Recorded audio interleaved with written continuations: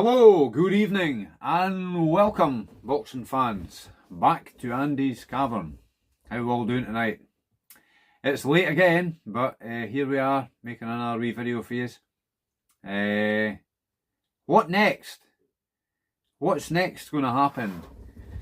All with Fury's supposed retiral, which I don't really believe. But let's say the call is bluff. Let's say Hud's retired to try and squeeze some more money out the Saudi end of things, like for a Joshua fight or whatever. Let's say he says he's retired. No offers come. What happens then? Could he be the boy that cried wolf? And that's him forgotten about now. Doesn't get any offers. The Saudis move on. Joshua's left hanging out, but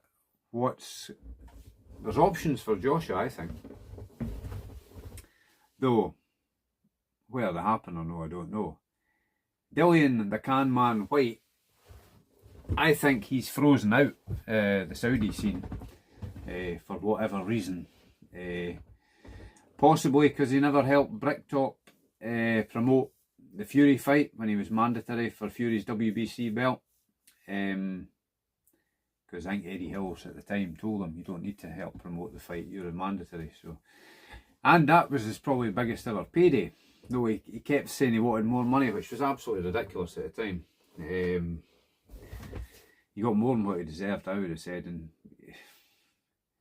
what did he do in the fight? Not a lot, did he? He got himself knocked out around about the halfway mark. So the rematch, I mean, that was a proposed rematch already with Joshua, wasn't it? Until he failed a drug test and had to call in, I think it was Robert Hilarious at the time. Hilarious or whatever.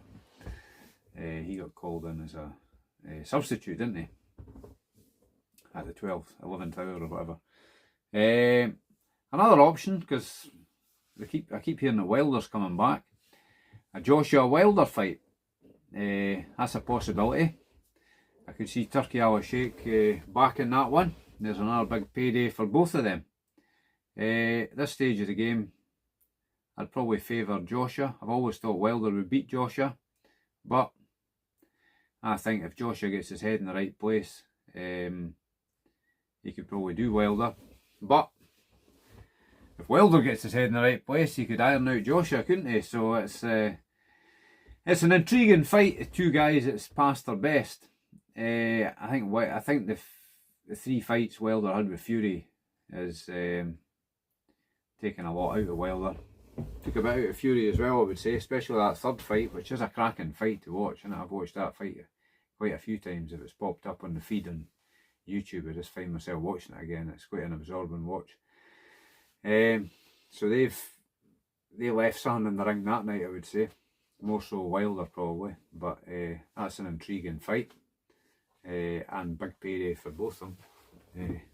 It's not going to do any of them's health any good, is it? But that's the sport they're in, isn't it? So it's we can't tell them what to do. They're the guys that's putting their life on the line for our entertainment, so hats off to them for doing that. You've got to respect anybody that steps through the ropes and takes part in a boxing match. Wilder, the bad loser. How ironic how things come round. Fury wasn't happy about Wilder being a bad loser when Fury defeated him, but now the boot's on the other foot. Fury's the bad loser, isn't he? That's what it looks like anyway. Always cryptic clues like Dick Turpin wore a mask and whatnot. Is that what he's getting at? Well, it appears so, doesn't it? It appears so. Another option for Joshua is Martin McCauley, and talking about an Africa fight. That would be a good fight, wouldn't it? Maybe not a good fight for Joshua, but certainly a good fight for McCauley. And I think it's a fight that would gather a lot of interest. I'm not sure if I'm right or no. I might have heard, maybe you guys will know. Feel free to comment in the comment section. If they were talking about having that fight at the same stadium as Muhammad Ali fought Big George Foreman back in the Rumble in the Jungle, 1974. So I'm sure that's what I heard somewhere, but I might be wrong. But that would be quite spectacular to 51 years later to have another Rumble in the Jungle, eh? That would be good. I would favour Bakole in that fight. I think Bakole is a man on a mission. He's just not getting opportunities, but that could be a fantastic opportunity if he got that, to fight Josh out there. So I think the other option, I think he's still got a contract for a rematch with Daniel Dubois that he didn't take, has he? Unless that might have elapsed, time might have elapsed by, and that you might not have that anymore, that rematch. I don't know. I don't know what's written in contracts. So there is options there for him. But in some ways it's like he maybe doesn't want to take another fight because he could lose any of these fights, unfortunately, for him. But that's just the way it goes. But as a lot of people think, the Fury fight will always be there.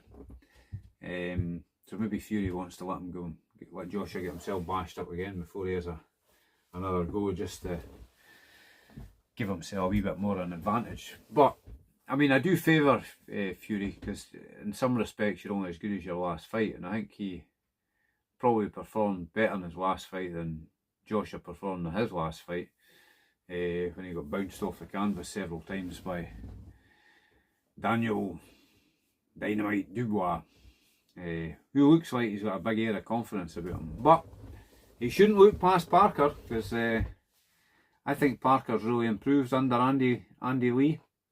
I think you've got to favour Dubois in that fight, but don't write Parker off. Write him off at your peril. I think he's got a lot of experience, isn't he? And you can't buy experience. So, and he's got decent skills, decent footwork.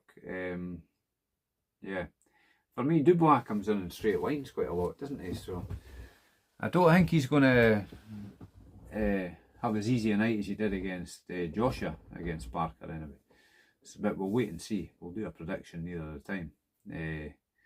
But at the moment, I probably favour Dubois. He's got an air of confidence about him. He's young, hungry, and he's on a roll. But is he looking past Parker? That is a possibility. When he was jumping in the ring and being a bit clumsy, was, for me, spoiled, trying to steal Usyk's moment. This seems to happen. Usyk seems to have a bit of bad luck with this, doesn't he? Because Joshua did that after the second, but maybe after the first fight as well. People try to steal his moment, and after Fury beat him, after he beat Fury the first time, the first fight with Fury sour grapes on about they're going to give it to him because his country's at war and all that.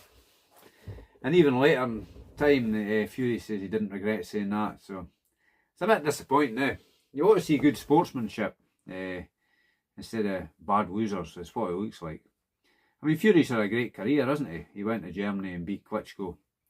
Went to America and fought Wilder when people were writing him off at the time, weren't they? So he's had ups and downs, but I don't think his resume is as good as he says it is. He has had a good career, and I think he is a really good boxer. He's one of the best about. But Usyk's the man of this generation.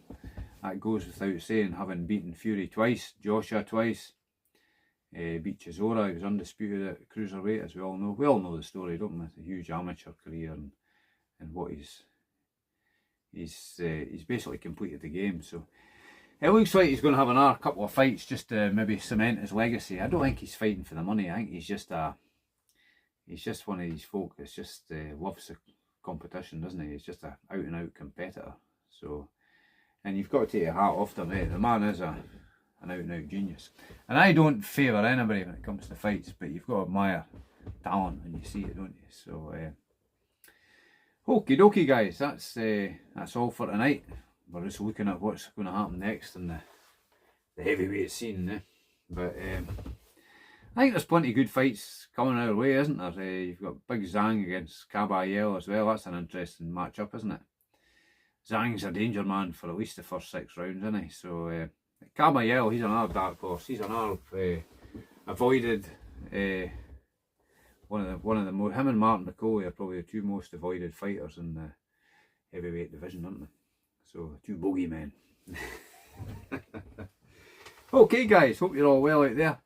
And that's all for tonight. Till the next time, take care. Be happy. Cheers.